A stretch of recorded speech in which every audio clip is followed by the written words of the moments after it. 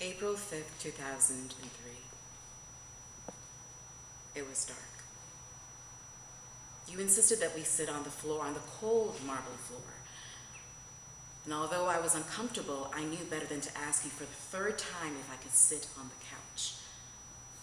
All I wanted was my bed. All I wanted was to lay in my bed. All I wanted was to lay in my bed.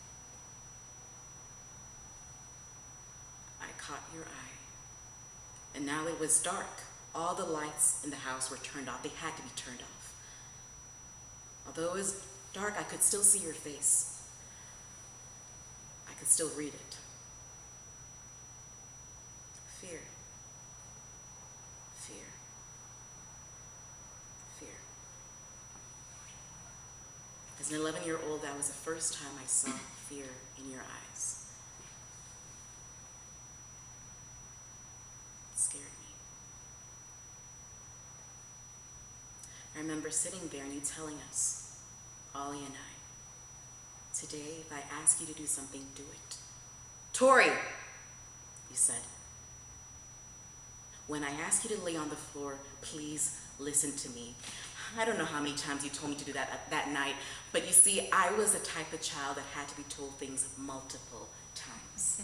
Time and time again. Not because I was hard of hearing, but because I like to do things my own way. I still do. I sat there and I went through the day's events. How we came back from school. You gave us tape. We had to seal down every single window in the house. We weren't to leave any out. You told us how to put the gas mask on, how we were to turn the nozzle to the left. No, we were to put it on and turn it to the right. Was it to the left? I couldn't remember. I was so lost in that thought, and then instantly that thought was interrupted with an explosion in the background. You see, we were under chemical attack. I didn't know what that meant at that time. Later on, I found out that Iraq was sending missiles to our country, and the missiles were feared to have chemical gas in them. America tried to intercept some of the missiles, but they missed some. Hence the explosion in the background, hence the gas mask. That I was so lost in thought of how to turn the nozzle, whether it was to the left or to the right, and I knew my life depended on it, and I knew that if I couldn't remember, I would die, and I wouldn't get to see my mom again. I wouldn't get to see my sister again. I wouldn't be able to wake up and look at the sun in the sky, or the sky in the blue and the blue sky and the trees outside and the palm trees that line our house. I wouldn't be able to see any of that. I needed to remember how to turn that nozzle. I remember sitting there on that marble floor, the cold marble floor, crippled with fear, thinking to myself, I'm 11 years old and this is going to be it for me. I'm never going to grow up and get married. I'm never going to go to college. I'm never going to do all the things that I wanted to do.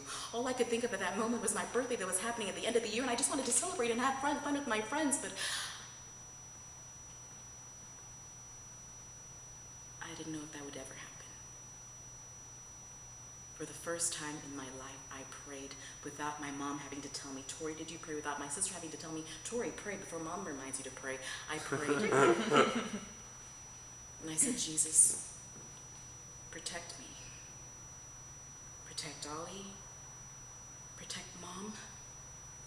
Protect my best friend Casey in her home, wherever she is. Protect her too. And he did. I woke up, I went out in the balcony, and I saw the sun in its usual place, and that was the most beautiful thing in the world. I just stared at the sun. I stared at it so much that it hurt my eyes. It's good to be alive.